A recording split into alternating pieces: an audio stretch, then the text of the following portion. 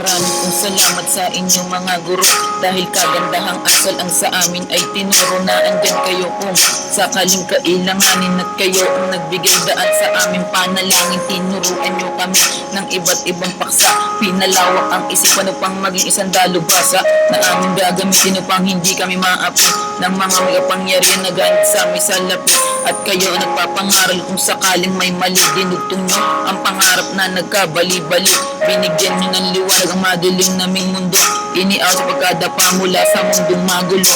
Binusog ng kaalaman ang aming mga isipan, kayo ang nagtuwid sa baluktot naming daan, at ang aming mga pangarap ay hindi sinaalang-alang. Mahal namin kayo, ikalawa naming magulang. Marami pong salamat sa inyo aming guro, sana'y pagpatuloy nyo ang inyong mabuting pagtuturo. Kami ay nandirito, handa na makinig sa inyo. Pangakong iingatan ang binahagi ng talino.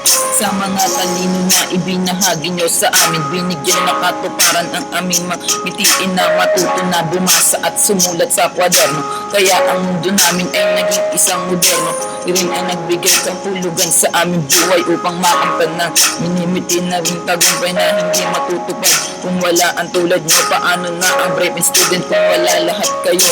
Sino ang magtuturo sa amin sa tamang landas na dapat naming tahakin tungo sa magandang bukas? At sino ang magtatama sa mali na nakatunganga sa kalsadang utak ay nalalanta? Ilan lang yan sa mga epekto kung wala ang tulad nyo. Kaya kami nagpapasalamat na sa harap namin kayo at sa pagtuturo. Marami pong salamat sa salamat sa inyo aming guro, sana pagpatuloy nyo ang inyong mabuting pagtuturo. Kami ay nandirito, handa na makinig sa inyo. Pangakong iingatan ang binahagi ng talino. Maraming pong salamat sa inyo aming guro, dahil kagandahang asal ang sa amin ay tinuro. Kami ay nandirito, handa na makinig sa inyo.